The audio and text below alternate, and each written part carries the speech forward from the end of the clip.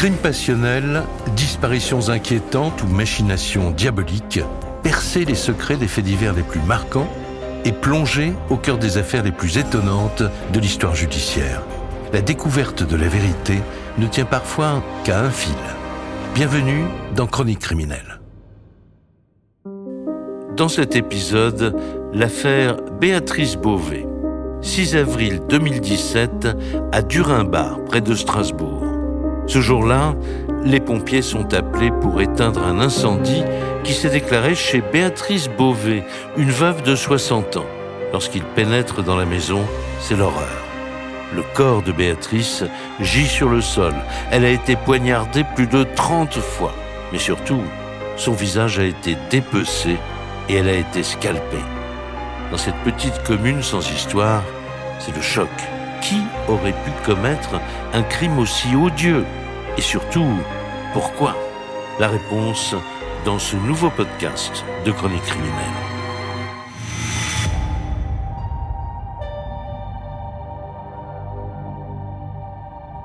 « 6 avril 2017.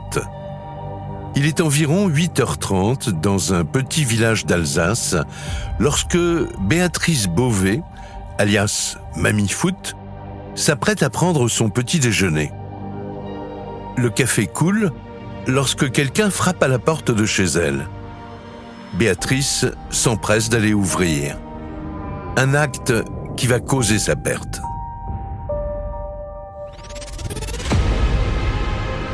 Lorsque les gendarmes arrivent sur place quelques heures plus tard, ils découvrent une scène d'horreur, un crime horrible, au mobile inhabituel, qui a marqué tout un village. Nous sommes allés à la rencontre de ceux qui sont au cœur de cette terrible histoire. Proches, enquêteurs, avocats et experts, ils vont tous nous raconter cette affaire hors du commun.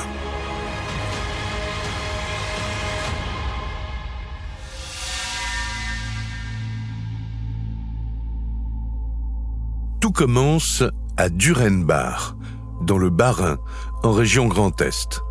Ce petit village alsacien, situé en plein cœur des Vosges, offre à ses habitants un cadre de vie paisible. Durimbard, c'est vraiment un tout petit village, assez isolé d'ailleurs. Stéphane Manka, journaliste spécialiste des faits divers. Et tout près de la frontière allemande. C'est une commune rurale qui compte un peu plus de 1000 habitants. David Diaz, lieutenant de gendarmerie.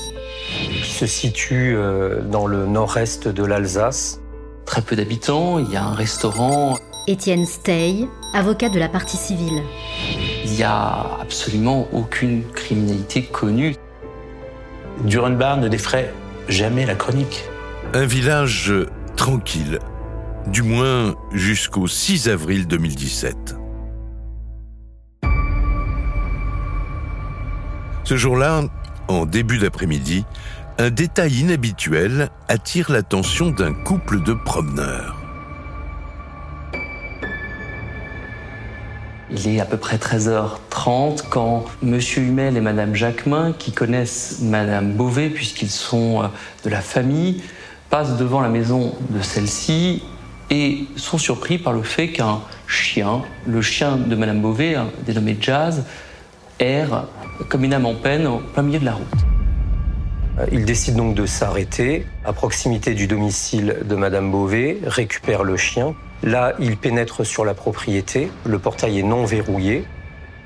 Et ce couple, en fait, pour restituer le chien, va sonner à la porte d'abord de Béatrice, qui ne répond pas.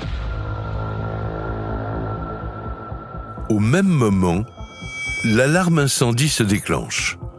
De plus en plus inquiets, les deux promeneurs tentent de s'introduire dans la maison. La porte est ouverte. En ouvrant la porte, d'abord, ils se rendent compte qu'il y a un poids derrière.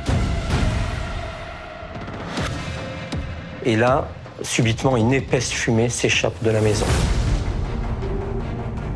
Affolés, les deux voisins font marche arrière. La maison de Béatrice est en train de brûler. Il faut agir au plus vite. Le couple décide alors d'alerter les pompiers.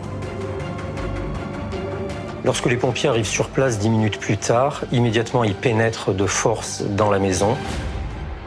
une fois dans le hall d'entrée, bute sur un corps.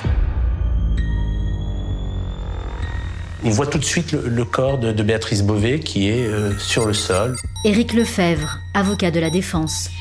Le petit déjeuner encore posé sur la table. Et évidemment, le départ d'incendie a un peu noirci tout ça.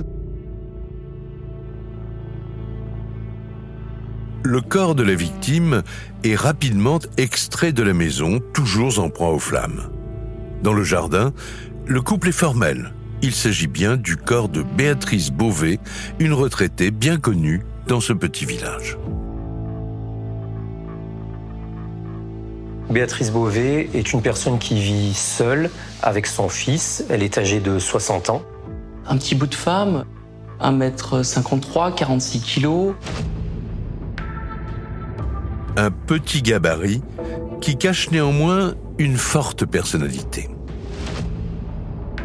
C'est une personne plutôt rustre, ferme, qui a du caractère. Les gens diront, quand ils vont être interrogés, « Oh, elle avait son caractère », ce qui est une manière élégante de ne pas dire du mal d'un mort, puis de dire aussi qu'elle pouvait être embêtante, voire plus qu'embêtante quand elle l'avait décidé. C'est une personne qui est veuve depuis 2 ans. Son mari est décédé d'un cancer. Elle n'a pas cherché à refaire sa vie, on ne lui connaît aucun amant. Elle est croyante, pratiquante, et elle se rend à l'église tous les dimanches. Béatrice est en retraite, mais elle est plutôt dans la retraite heureuse. C'est-à-dire que d'abord, elle aime les voyages. Et depuis toujours, elle s'est pris de passion pour le football. Elle suit tous les matchs à la télé. Elle suit les matchs de Durenbach qui ont lieu quelques mètres en bas de sa propriété. Et comme son fils, tous deux sont mordus de football. Et donc, par la force des choses, elle est très investie dans ce club de football. Elle y est tous les week-ends, à tel point que dans le village, on l'appelle la mamie foot. Une mamie foot qui, malgré ses 60 ans, est toujours au premier rang pour encourager son équipe. Une passion du ballon rond qu'elle partage avec son fils unique, Jean Beauvais. D'ailleurs, mère et fils sont extrêmement proches. C'est quelqu'un de très généreux qui peut à peu près tout donner pour son fils. Elle a dévoué sa vie véritablement pour son mari et pour son fils. C'est une mère très très présente dans la vie de Jean. Jean, c'est la seule personne de sexe masculin qui reste dans cette maison. Mohamed Achour, avocat de la défense. Pour Madame Beauvais, en fait, c'était son fils, c'était tout ce qui lui restait. Rien dans la vie de Béatrice ne laissait présager une fin aussi terrible. Alors, que s'est-il passé? Pourquoi sa maison a-t-elle pris feu? Et comment la retraitée est-elle morte?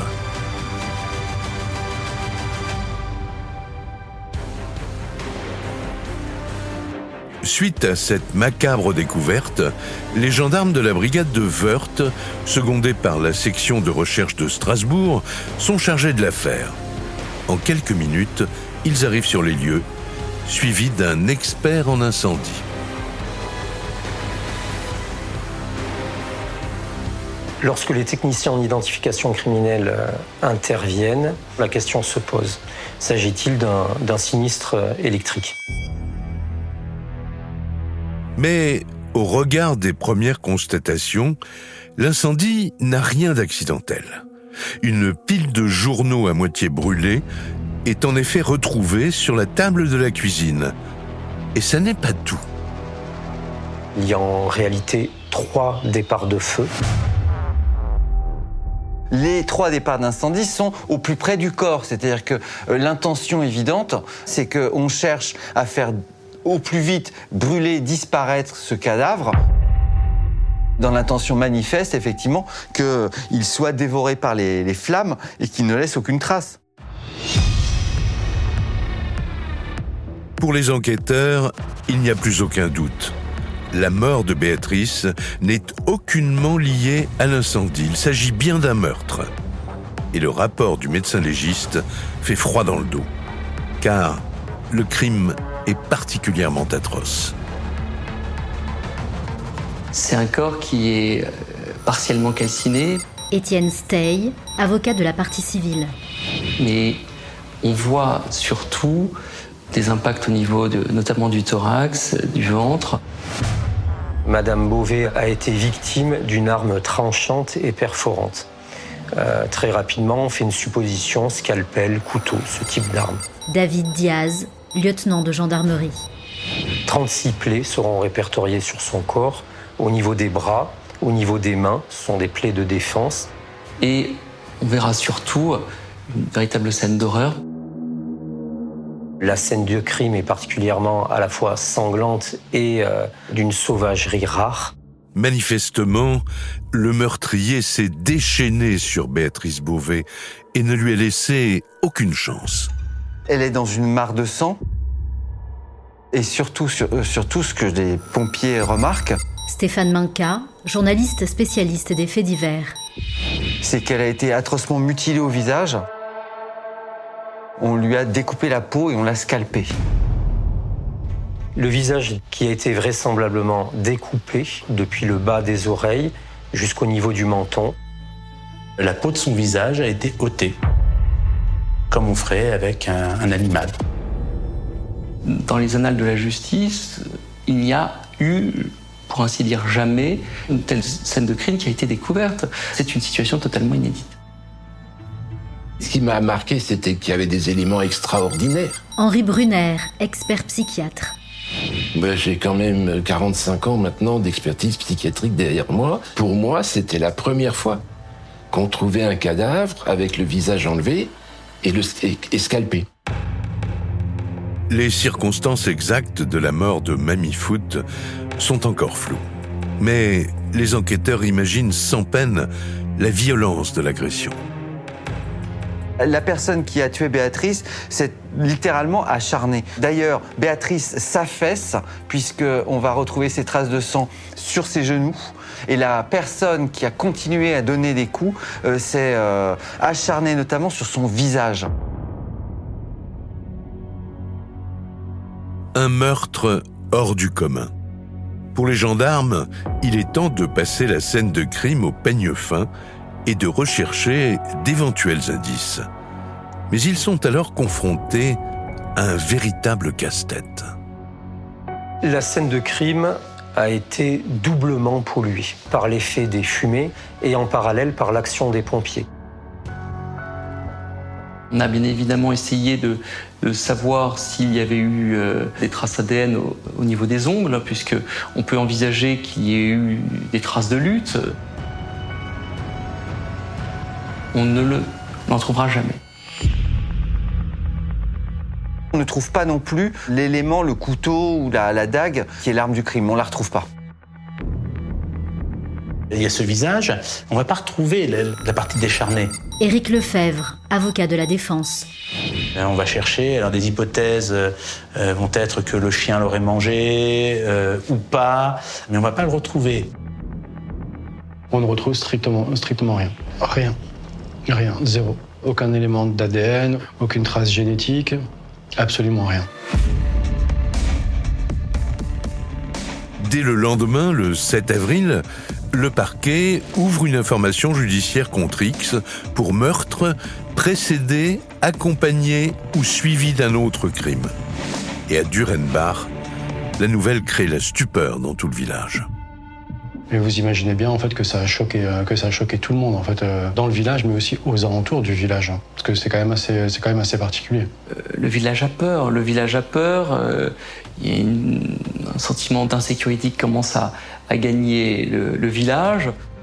Les gens se regardent les uns les autres comme en se demandant si, effectivement, parmi eux, pourrait se cacher le monstre qui a pu commettre une telle atrocité. Totalement sous le choc, Jean Beauvais reste mutique à l'annonce de la mort de sa mère. À Durenbach, les villageois sont dans l'incompréhension la plus totale, car la retraitée était aimée de tous. Chaque manifestation, chaque rencontre de jeunes, toutes les rencontres du dimanche, elle était présente. C'était un petit peu son chez-soi. C'était la mamie des enfants du foot et effectivement, ça nous fait un choc. C'est douloureux. Il n'y avait aucun élément précurseur qui pourrait éventuellement supposer Damien Weiss, maire de Durenbach. des problèmes de famille, des conflits importants. C'est quelque chose d'incompréhensible. On se demande. C'est pas quelqu'un qui a des problèmes, c'est pas quelqu'un qui est connu de la justice, c'est pas quelqu'un qui a déjà eu maille à partir avec d'autres personnes. Elle n'a pas d'ennemis, elle vit seule dans un village, elle n'a pas beaucoup de relations. Elle n'a aucune raison d'être assassinée, cette petite dame. 48 heures après le meurtre, tout le monde s'interroge. Comment expliquer un tel déchaînement de violence contre Béatrice Beauvais ? Qui pouvait lui en vouloir au point de la mutiler et de la tuer de 36 coups de couteau ?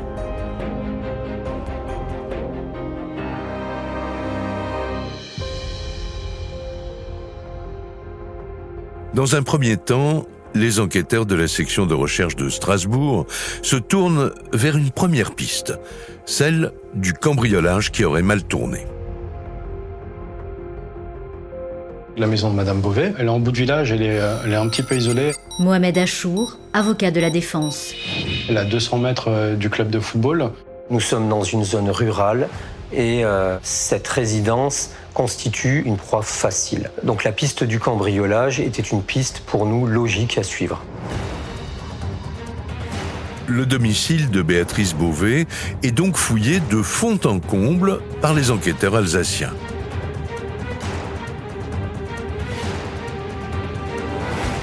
On a retrouvé du numéraire, à peu près 800 € qui sont trouvés dans cette maison. Il y a quelques objets de valeur, rien n'a été dérobé dans la maison. Un cambrioleur pris sur le fait par Mamie Foot qui découvre tout à coup quelqu'un chez elle. Le cambrioleur prend peur et lui donne 36 coups de couteau et lui arrache la moitié du visage. Ça tient pas trop. L'hypothèse d'un cambriolage qui aurait dégénéré est rapidement abandonnée. Alors, pour tenter de comprendre ce qu'il s'est passé, les gendarmes se lancent dans une enquête de voisinage. La postière a déclaré le jour des faits que le matin de sa tournée, elle avait remarqué la présence d'une personne qu'elle ne connaissait pas. David Diaz, lieutenant de gendarmerie. Les investigations, très rapidement, vont nous permettre d'identifier cette personne. Il s'agit d'un jeune marginal, SDF, qui est arrivé sur la commune quelques jours plus tôt. Et cet homme est très connu des services de police, justement. Il est dans la trentaine et c'est effectivement un SDF avec de lourds problèmes d'alcool qui, de plus, a déjà été condamné pour des agressions sexuelles sur mineurs. Donc c'est quelqu'un qui a un profil extrêmement borderline. On a quelqu'un qui est connu pour commettre des violences avec armes. On a quelqu'un qui est connu pour une grosse consommation d'alcool et de produits stupéfiants. On peut tout à fait imaginer que, cherchant dans cette maison qui est un peu à l'écart de la ville, cambriolée ou je ne sais quoi, il tombe sur cette femme, que les choses soient parties dans quelque chose qu'il n'a absolument plus maîtrisé et qu'on en arrive là. C'est tout à fait envisageable. Ce SDF aurait-il quelque chose à voir avec l'agression de Béatrice ? L'homme est entendu par les gendarmes. Mais dès les premières questions, il constate qu'il a un alibi solide. Nous constatons très rapidement qu'en fait, il a rejoint un ancien ami. Cet ami lui fournira d'ailleurs un alibi sur la nuit des faits, puisqu'il affirmera qu'il a dormi à son domicile. Le marginal est donc mis hors de cause. Et c'est une deuxième piste qui tombe à l'eau. Les enquêteurs reprennent alors leurs investigations auprès des proches de la victime. Et un témoignage va retenir leur attention. C'est celui d'Aline Hart, la petite amie de Jean, le fils de la victime. Elle raconte aux gendarmes avoir repéré un véhicule suspect près de chez Béatrice le jour du drame. Aline dit, moi je suis allée au stade de foot. Stéphane Manka, journaliste spécialiste des faits divers.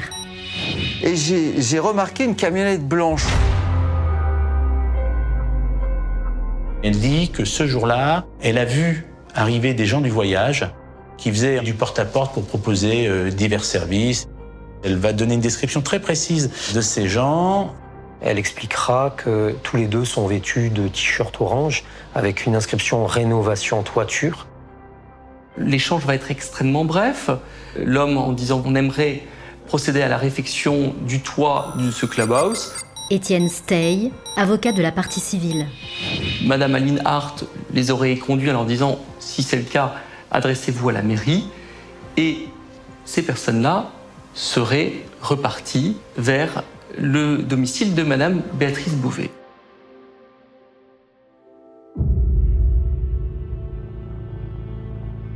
Pas très rassurée, Aline note le numéro de la plaque d'immatriculation de la camionnette sur un bout de papier et décide d'aller, elle aussi, chez sa belle-mère. Aline Hart prend l'initiative de se diriger également en direction du domicile de Béatrice Beauvais.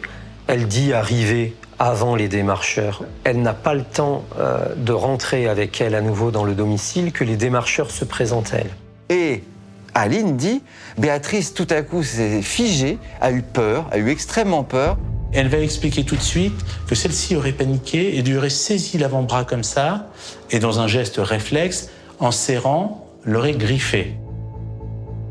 Et elle va montrer ce bras aux enquêteurs en disant, vous vous rendez compte, elle a eu très très peur à ce moment-là. Après avoir rassuré sa belle-mère, Aline part au travail. De leur côté, persuadés qu'ils tiennent une piste sérieuse, les gendarmes procèdent à des investigations poussées dans toute la région. Des vérifications seront réalisées à la fois sur la commune, en interrogeant les habitants sur les différents démarcheurs qui ont pu se présenter, mais également sur un rayon de 30 km autour. Des vérifications seront réalisées sur l'ensemble des camps.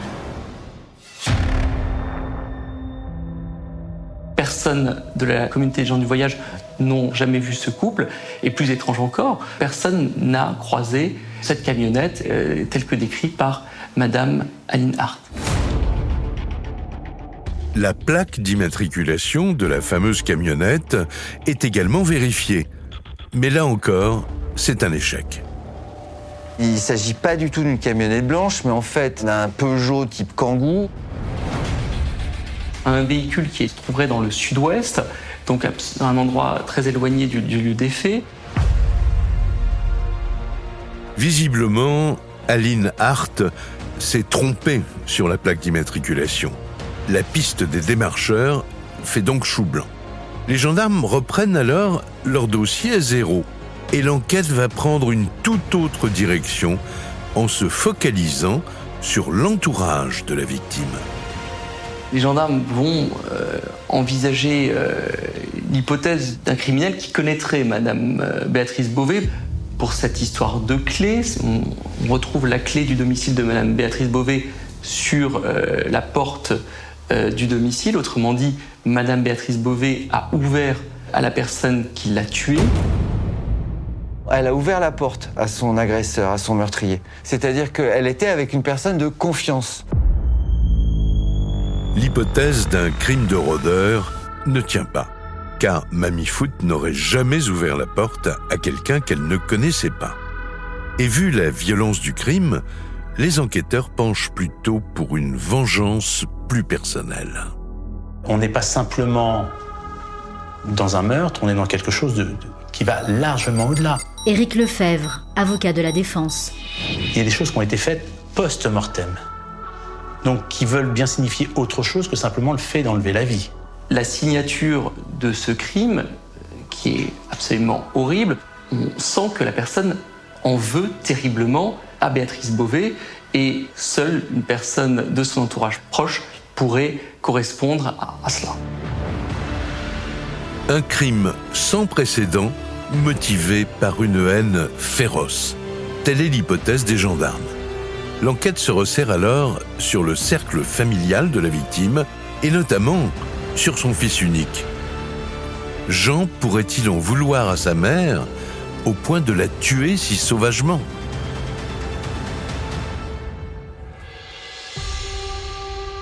Dans l'esprit des enquêteurs, c'est une possibilité.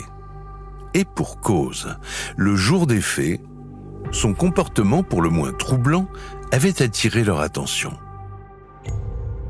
Jean, il a une attitude assez curieuse. Pas d'émotion particulière, il cherche pas particulièrement à savoir ce qui s'est passé. Mohamed Achour, avocat de la défense. Il sait juste que sa mère est morte, mais il cherche pas à savoir comment, dans quel état elle se trouve. Nous sommes très surpris par un sourire narquois qu'il maintient. David Diaz, lieutenant de gendarmerie. Alors que nous venons de découvrir le corps de sa mère. Il sourit tout le long. Il sourit tout le long. C'est particulier quand vous voyez la maison de votre maman qui a brûlé, quand vous savez que votre mère est morte, il ne trahit aucune émotion. Il ne dit rien, et il continue quelque part à vivre. Pourtant, Jean Beauvais n'a pas le profil d'un dangereux criminel. Jardinier paysagiste de profession, cet homme de 29 ans mène un quotidien tranquille, rythmé principalement par les activités du club de foot de Durenbach. Sa vie tourne autour de ce club de football, il est très très investi.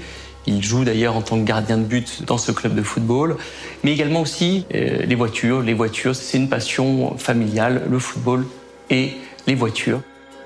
Il n'y avait que foot. Irène Trébert, mère d'Aline Hart. Avoir une conversation avec ce monsieur, c'était foot. C'est tout. Jean est un garçon assez effacé.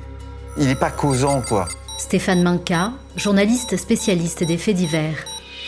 Son patron dit, bon voilà, Jean, c'était pas quelqu'un avec qui on avait des conversations. On lui connaît pas beaucoup d'amis. Non, les gens vont dire qu'il est simplet, qu'il est gentil.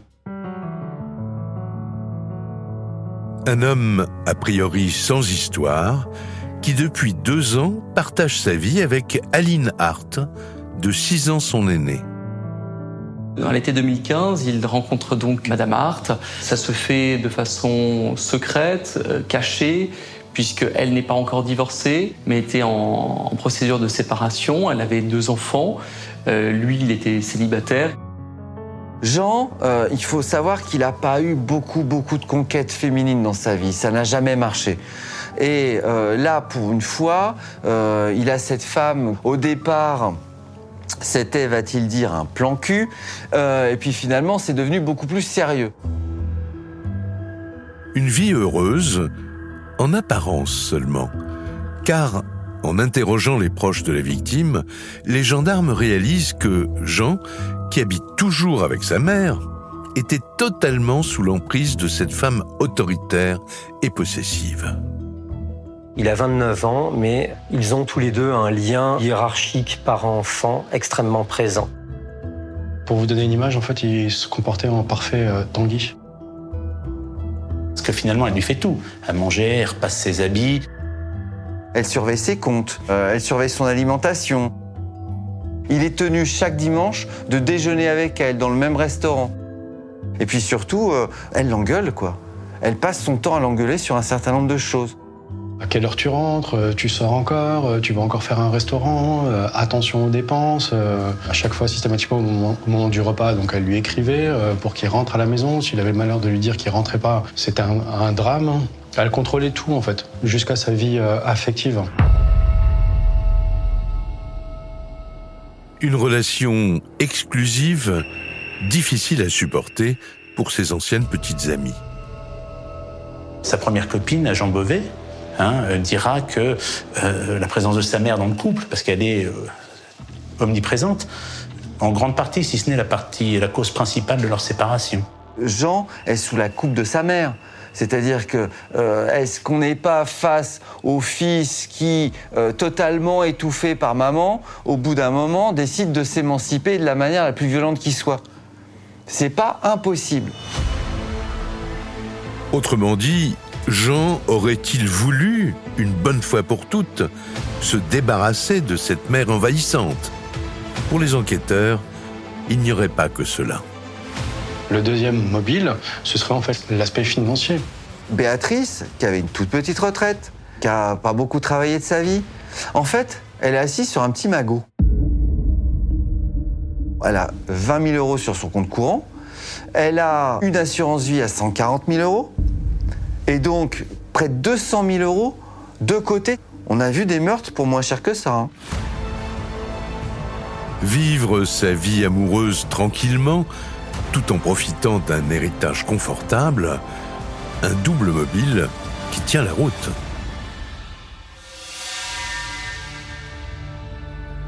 Alors, le 13 juin 2017, plus de 2 mois après les faits, Jean Beauvais est placé en garde à vue.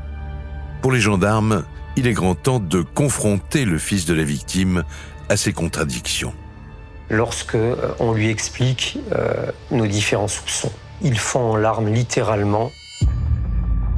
Et à ce moment-là, on a l'impression qu'il tombe des nues. Il comprend pas en fait ce qui se passe. Mais il va nier totalement. Il va se contenter de dire « mais moi j'étais au travail ». Éric Lefebvre, avocat de la défense.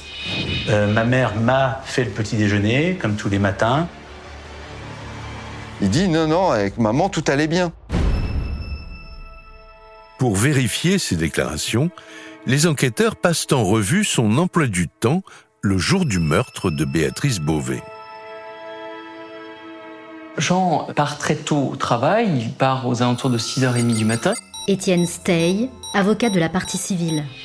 Il claque la porte et travaille en tant que paysagiste jusqu'au milieu d'après-midi. C'est confirmé par ses 2 collègues de travail, c'est confirmé par son employeur. Un emploi du temps qui ne colle pas avec l'heure du crime.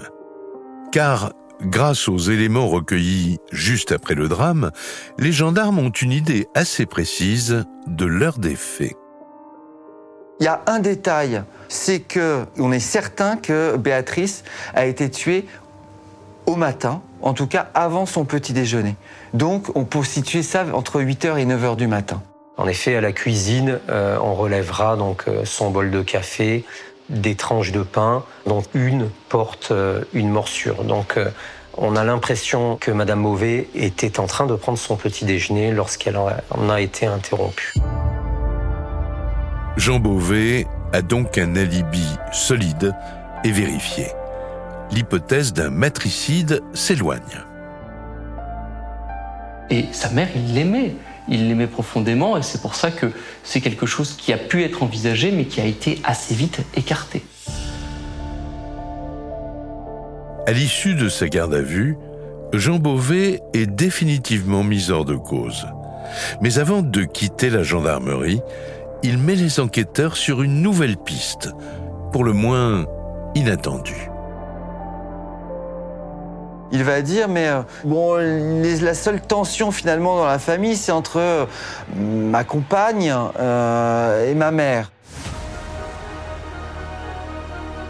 Les enquêteurs sont surpris. Aline Hart, si prompte à les aider, aurait-elle des choses à cacher ? Aurait-elle pu en vouloir à sa belle-mère au point de commettre l'irréparable ?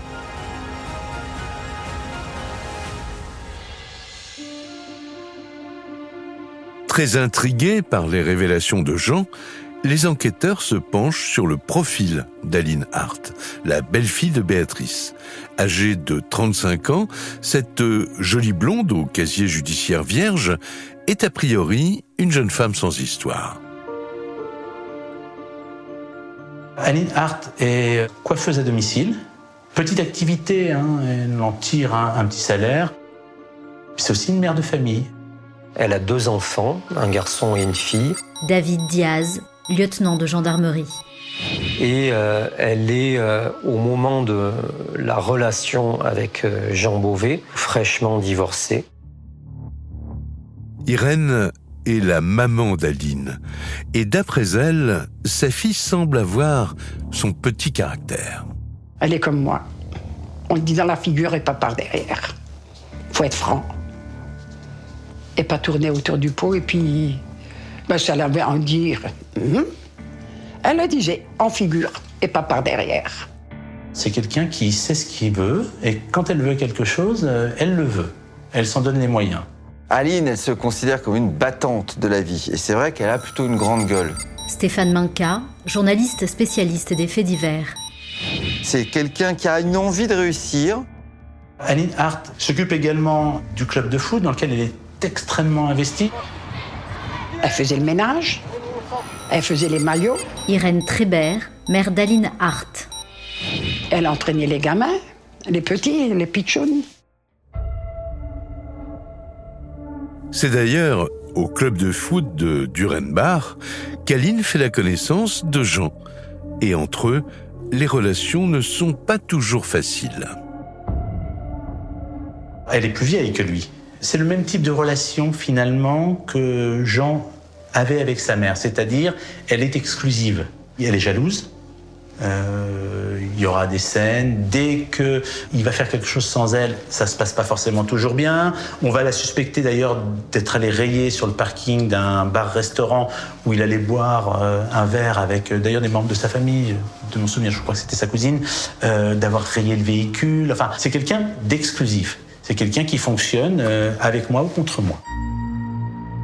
Un fort tempérament qui se heurte très vite au caractère bien trempé de sa belle-mère. Comme lors de leur toute première rencontre, à l'occasion d'un repas de famille, 6 mois avant les faits. Alors qu'il sort avec Aline depuis plus d'1 an, Jean n'a toujours pas osé parler de sa petite amie à sa famille. Jean attendra le mois d'octobre 2016 pour annoncer cette relation, pour l'officialiser. Et donc, il décide de présenter Aline à Béatrice. Et ça va très mal se passer. Parce que Béatrice, très très vite, va se montrer froide et distante. Et elle ne va quasiment pas lui parler. Elle va bien lui faire comprendre que elle n'a rien à faire là. Voilà. C'est à mettre tout le monde mal à l'aise. Vous arrivez dans la famille de votre conjoint et tout d'un coup, vous êtes... Mais alors... Dire que vous êtes transparente, c'est en deçà de la réalité. Vous n'existez pas.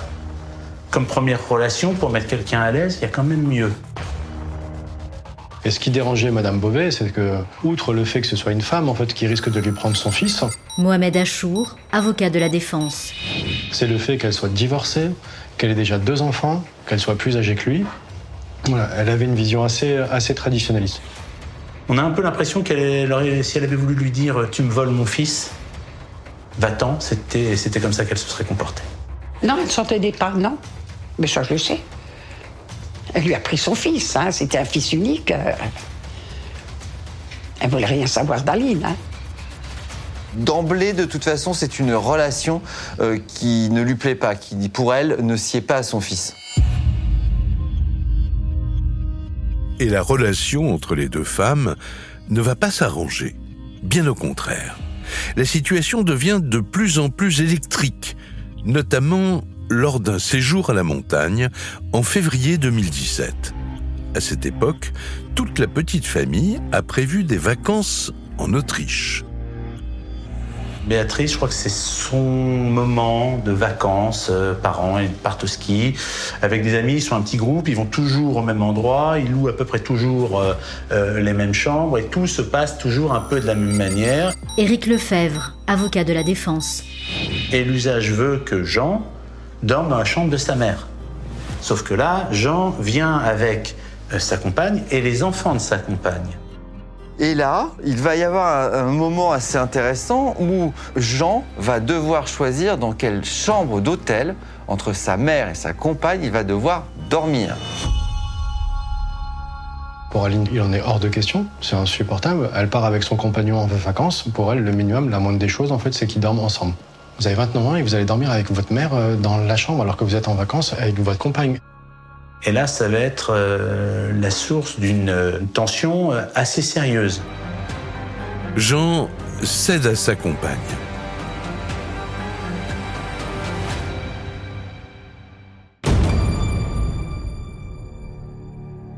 Béatrice s'est non seulement séparée de son fils adoré, mais elle devra en plus partager sa chambre avec les enfants d'Aline.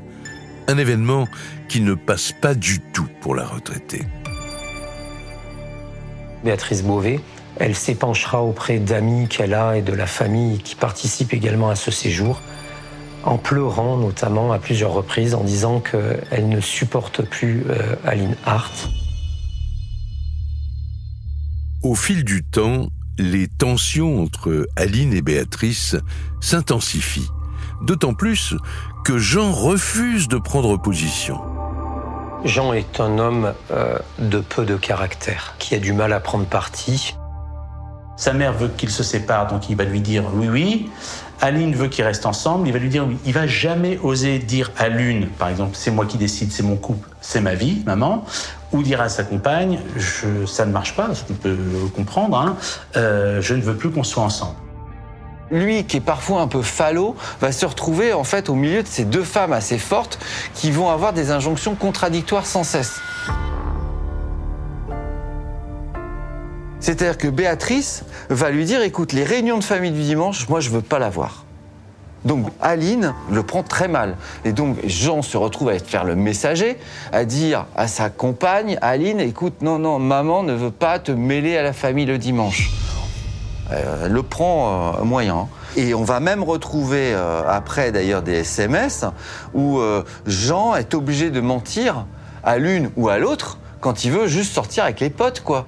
Cette absence de courage, finalement, de dire à l'un ou à l'autre « stop », va faire monter la tension entre les deux, puisqu'évidemment, l'une ne comprenant pas pourquoi l'autre est encore là, et vice-versa, ça ne peut amener qu'à des tensions entre les deux.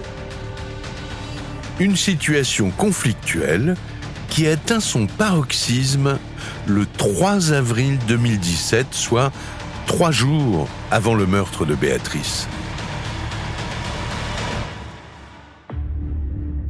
Ce soir-là, Aline, accompagnée de Jean, s'invite chez sa belle-mère. Aline se serait rendue chez Béatrice Beauvais pour lui demander frontalement Étienne Stey, avocat de la partie civile.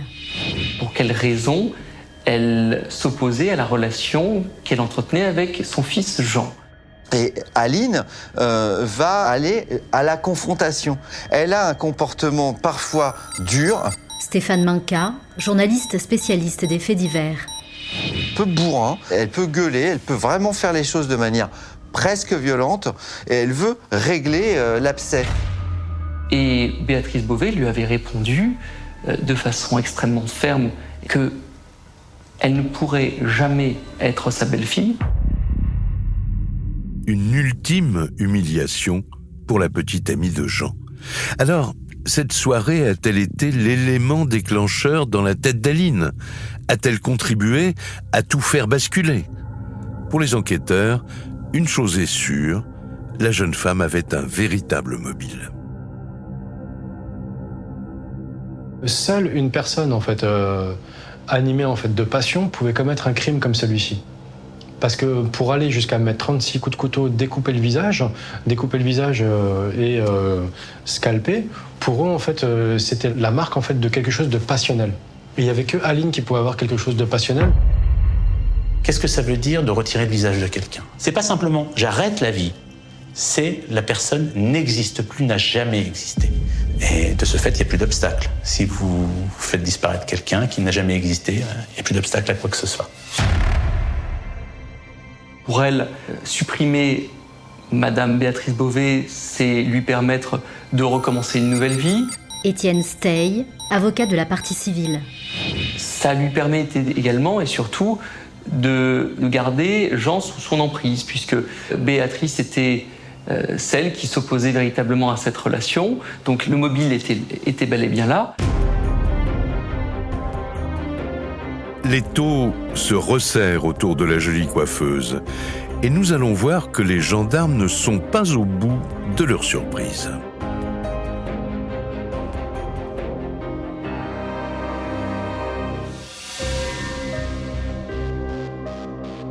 Suite au témoignage de Jean Beauvais, Aline Hart est plus que jamais dans le collimateur de la justice. D'autant que, d'après ses propres déclarations, la jeune femme était à proximité des lieux du crime le jour des faits.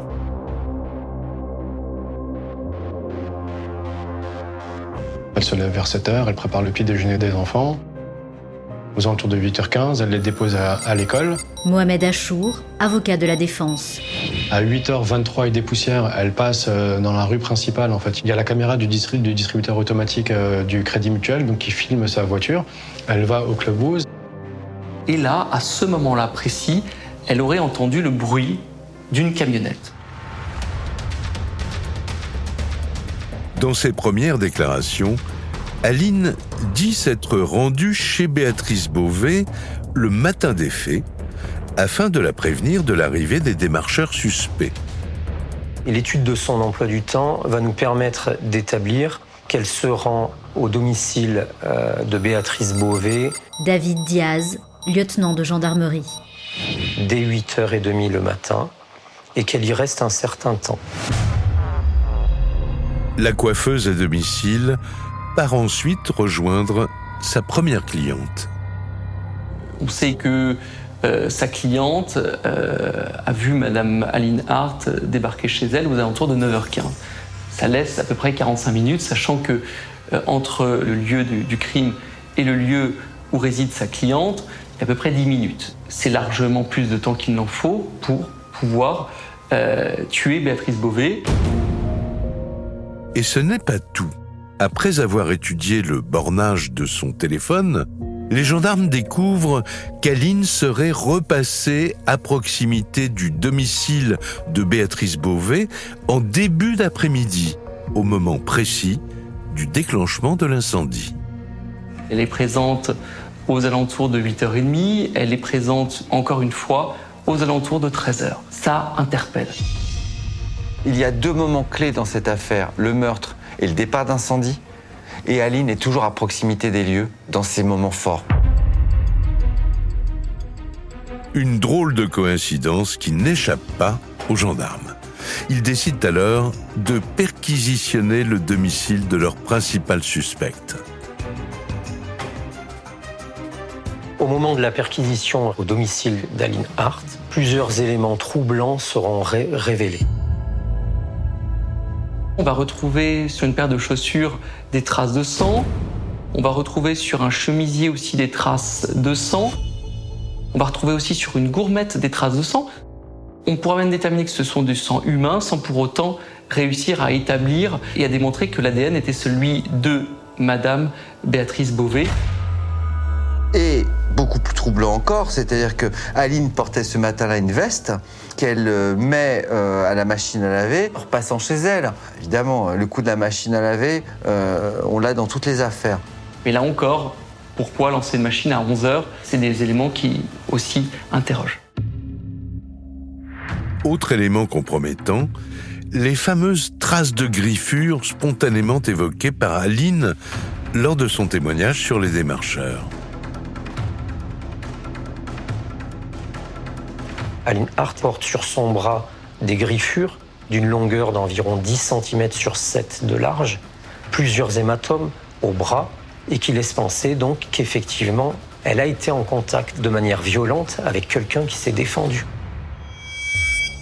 Aline va se justifier en disant « Mais oui, mais vous savez, je vous ai dit, le matin, quand je suis passé voir Béatrice, elle a été tellement terrorisée à l'idée que ces gens du voyage puissent la solliciter, elle m'a serré tellement fortement que j'en ai eu mal pendant plusieurs jours. Regardez l'hématome que j'ai. » Mais en y regardant de plus près, les gendarmes se rendent compte qu'Aline ne leur dit pas la vérité. Ce qui est curieux, c'est que si effectivement Madame Béatrice Beauvais s'était saisie de ce bras, on aurait pu envisager une griffure horizontale, latérale, mais en aucun cas verticale. Elle n'a jamais pu s'expliquer par rapport à ça. Les enquêteurs en sont convaincus, quelque chose cloche dans la version donnée par la jolie coiffeuse.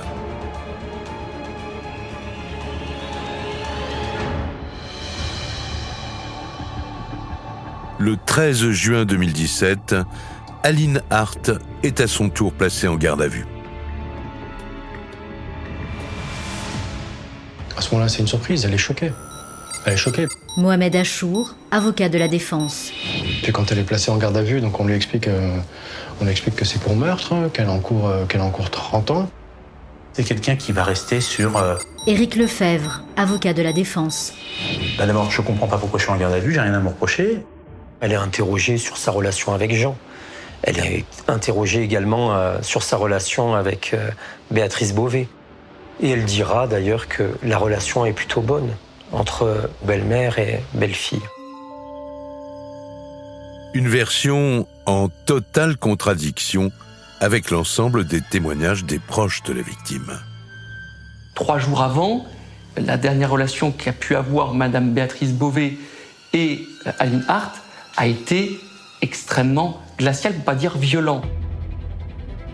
Persuadés qu'ils tiennent leur coupable, les gendarmes questionnent sans relâche la mère de famille. Mais tout d'un coup, leur suspecte s'écroule. Les enquêteurs auront l'impression qu'il y a comme un court-circuit à ce moment-là dans sa tête et qu'elle bascule. Elle semble aller au plus mal. Bien évidemment, les gendarmes vont appeler un médecin. Étienne Stey, avocat de la partie civile. Qui va établir le fait que celle-ci est en train véritablement de jouer une scène de théâtre, le malade imaginaire. Et elle va faire semblant d'être totalement amorphe, perdue, etc. Et c'est assez marrant d'ailleurs cette scène parce qu'il va noter qu'elle paraît dormir ou coucher totalement tétanisée. Stéphane Manka, journaliste spécialiste des faits divers. Mais quand même, elle se place bien pour être à l'aise sur le brancard. Et donc, je crois qu'il va écrire quelque chose du type simulation plus. Pour les enquêteurs, ce malaise ne serait donc en réalité qu'un stratagème de plus pour échapper à leur interrogatoire.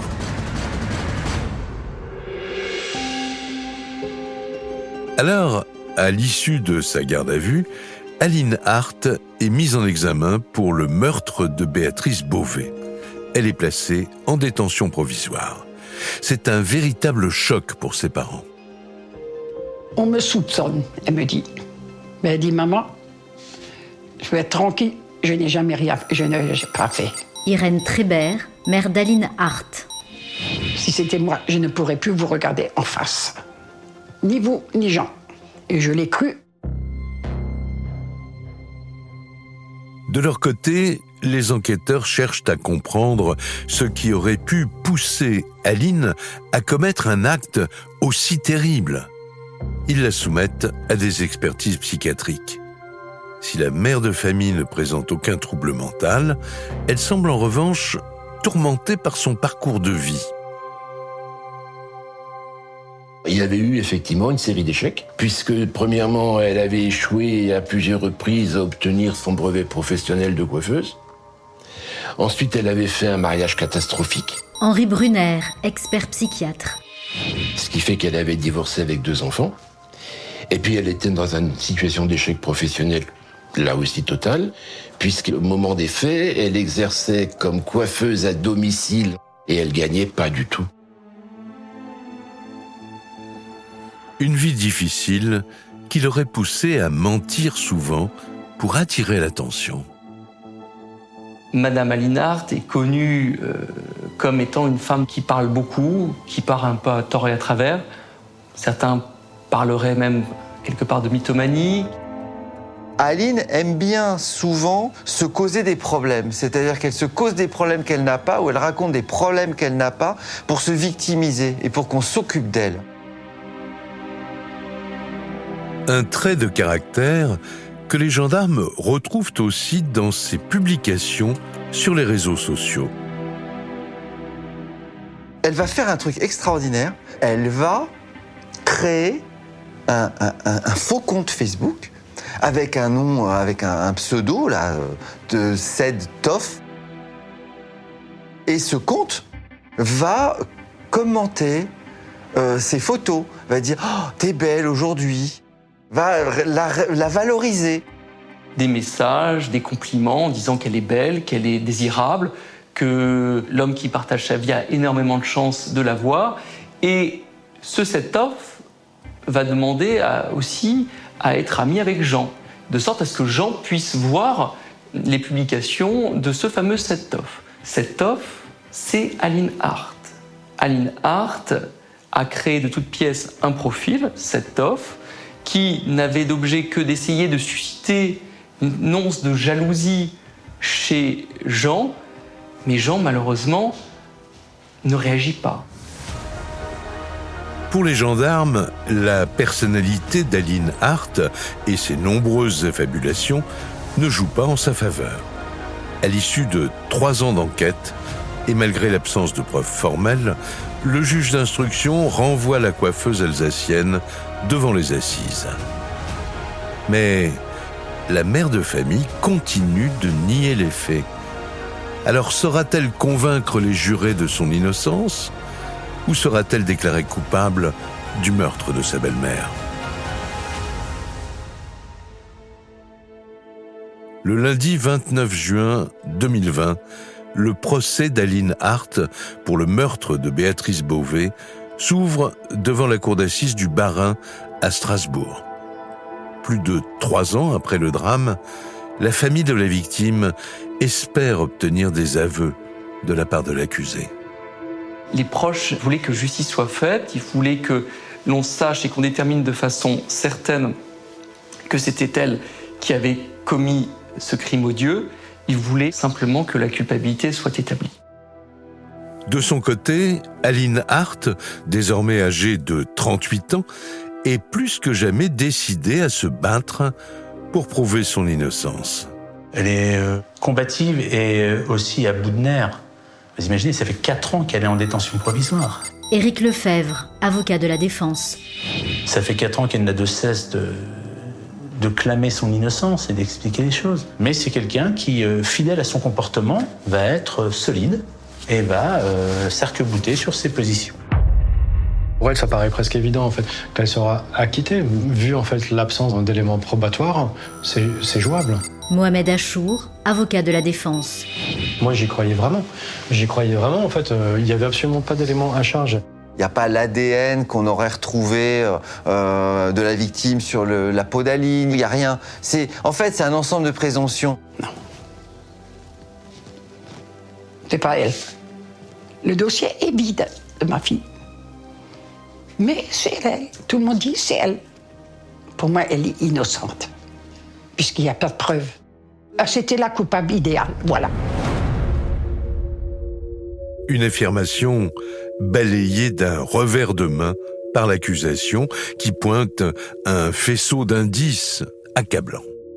Nous avons plusieurs éléments matériels de preuve. David Diaz, lieutenant de gendarmerie. La première, c'est la présence de sang sur les effets personnels d'Aline Hart et l'incohérence à la fois de ses déclarations et de ses agissements. Mais ce qui incrimine surtout, c'est que Aline Hart est présente dans le créneau horaire où a été commis ce crime. Étienne Stey, avocat de la partie civile. Mais aussi et surtout au moment de la mise à feu. Le vendredi 3 juillet 2020, au terme de 6 jours d'audience, Aline Hart est déclarée coupable du meurtre de sa belle-mère. Elle est condamnée à 18 ans de réclusion criminelle.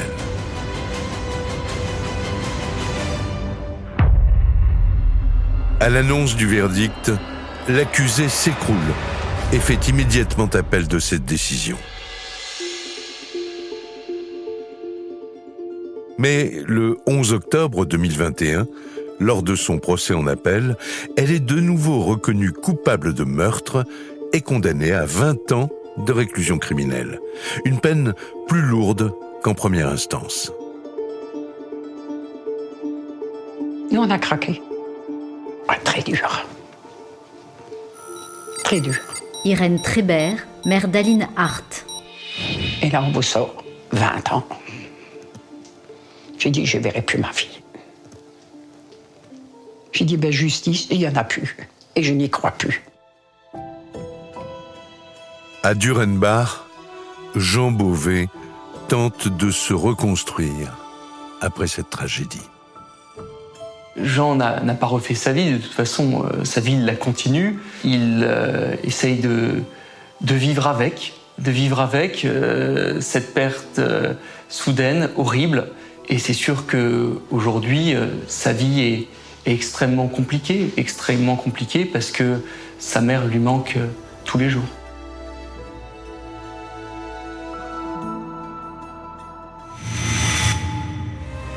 Vous venez d'écouter Chronique criminelle.